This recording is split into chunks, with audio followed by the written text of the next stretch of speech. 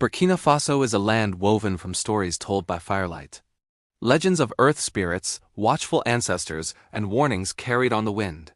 But among the oldest Masi tales, one is whispered with a special kind of quiet respect. The story of the drum that walks, not carried, not played, but alive. Villagers say it roams the vast savanna at night, its beat echoing across the Sahel like a disembodied heartbeat searching for someone, or something. This legend, like all good ones, begins with a person. A drummer named Bako. His talent was no ordinary skill. His rhythms were so potent, so infused with the energy of the land, that people swore he could summon rain from a cloudless sky. His hands didn't just strike the drumhead. They spoke to it, coaxing out beats that mirrored the rustle of leaves, the thunder of a coming storm, the very pulse of life itself. But one night, a storm of unnatural fury descended upon his village. The wind howled like a grieving spirit, and rain fell in sheets so thick it seemed to stitch the sky to the earth. In the chaotic heart of that tempest, Bako, the master drummer, vanished, gone without a trace. The village searched for days, their calls lost in the wind. They found his drum, eventually, near the edge of a baobab grove. It was a strange and unsettling sight. The ground all around was soaked and muddy, but the drum was perfectly dry, as if the storm had deliberately passed it by. It was completely untouched by the rain. Except for one chilling detail. A single blackened handprint burned deep into its wooden surface, a permanent scar on the smooth skin. The elders, wise in the ways of the world and the other world, felt a cold dread. This was not a normal occurrence. This was an omen. They decided the drum was possessed by a restless spirit. Perhaps Bako's, perhaps something far older that he had awakened. They performed the necessary rituals and buried the drum deep in the red earth, hoping to lay its spirit to rest and return peace to the land. But some things do not wish to be buried. The drum did not stay in its grave. Decades passed. The story of Bako and his cursed drum faded from active memory, becoming a tale to frighten children, a footnote in the village's long history.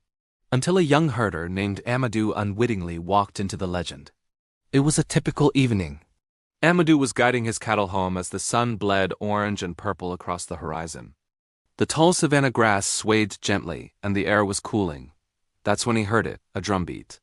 It was faint at first, almost imperceptible, a low thrum you might mistake for your own pulse. But it was persistent. Curious, he tilted his head, trying to place the sound. It wasn't coming from the village.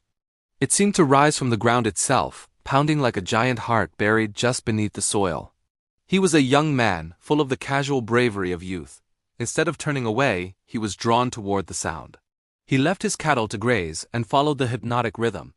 With every step he took, the sky seemed to darken faster than it should.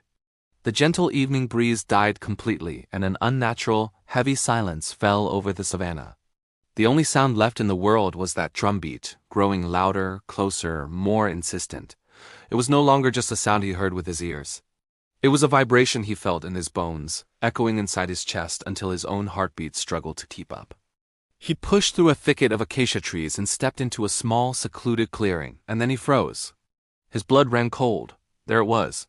A single gem drum standing upright in the center of the clearing, alone. No ropes suspended it. No stand held it. No drummer sat behind it. There was just the drum and the silence and the last dying light of the sun. As his eyes adjusted, he saw it, the burned handprint on its side, glowing with a faint, malevolent light, as if the fire that made it was still smoldering deep within the wood. Before Amadou could process what he was seeing, before he could even think to run, the drum tilted. It lifted itself slightly off the ground, a grotesque, impossible motion, and then slammed back down. A deep, thunderous beat boomed through the clearing, so powerful it shook the very ground he stood on. Amadou stumbled backward, his mind screaming.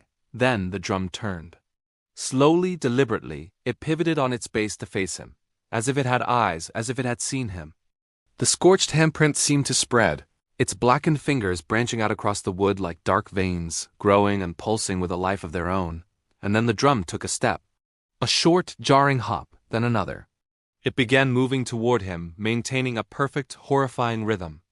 Thump step, a walking hunting drum. The primal fear that had been frozen in Amadou's veins finally broke free. He turned and ran. He ran without looking back, the sound of his own ragged breath mixing with the relentless, pursuing beat. He ran until the air burned in his lungs, until his legs gave out, until his screams turned to voiceless sobs. His cattle wandered back to the village the next morning, alone. Panicked, the villagers formed search parties. They found Amadou hours later, wandering aimlessly in the fields, his eyes wide with a terror that had hollowed him out. He was shaking uncontrollably, and he couldn't speak.